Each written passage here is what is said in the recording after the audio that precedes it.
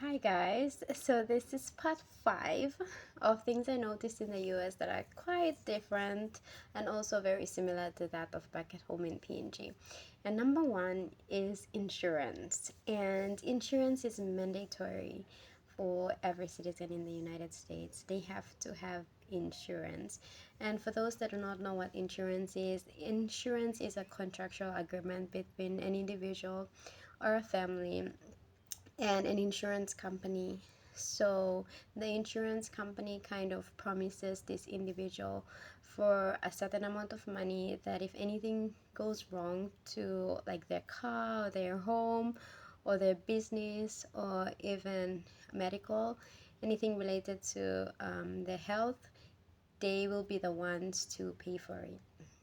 And so, if you don't know insurance, please look it up. It's something to understand. We also have insurance in PNG. I have insurance in PNG, so I'm able to get treatment at certain places. Not everywhere in PNG, but at certain places that I have contractual agreements with that I can get medically checked. So, I called yesterday because I also have insurance here in the US under the program that I am under. And I've been having like very bad skin itchiness. I'm not sure if it's the weather or changes in temperature, but I've been experiencing really bad itchiness. So I reached out to a particular hospital asking them if they took my insurance. And they said yes, they did. And then I asked if I could set an appointment, and they said I had to call a physician within that hospital that took that particular insurance. And at first I was so confused. You are a hospital in general that takes the insurance. Why do I have to go through another person? But then this woman explained to me that I had to go through a particular physician or a doctor that took my insurance, and not just any doctor, but the specific doctor that could that was specialized in the area that I wanted treatment in. So I went online, looked at their page, called this doctor, and goes back to my next point, which is the use of AI. I called this doctor and I had his AI assistant answer the call and say, "Good morning, I am Rachel. How may I help you?" And then I'm like, okay.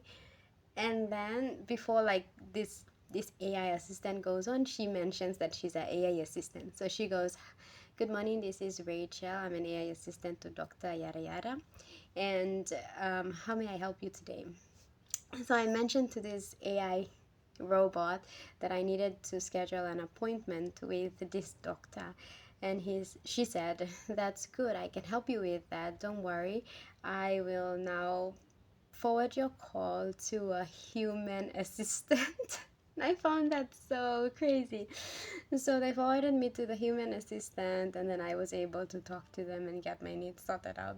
But yes, insurance is very mandatory in the United States. Even when I was traveling to New York in 2024 to attend the Summit of the Future, I had to get insurance for the 4 days that I was there in New York, and this cost me about 1,400 to 1,600.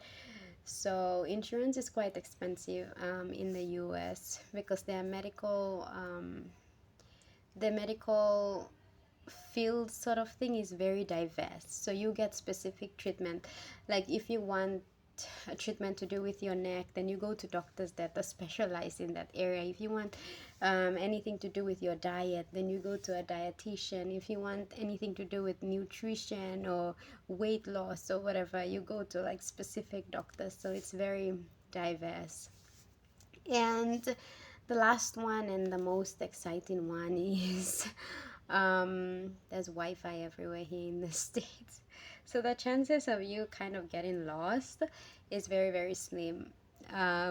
You have Wi-Fi everywhere in restaurants, in bars, in the shops, everywhere you go, even at bus stops, even in the bus, you have Wi-Fi.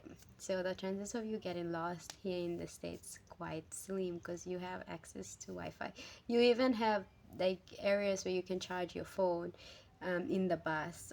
So if your phone dies out, as long as you have your charger, you're able to charge it and be able to connect and get help if you ever need it or if you're ever lost.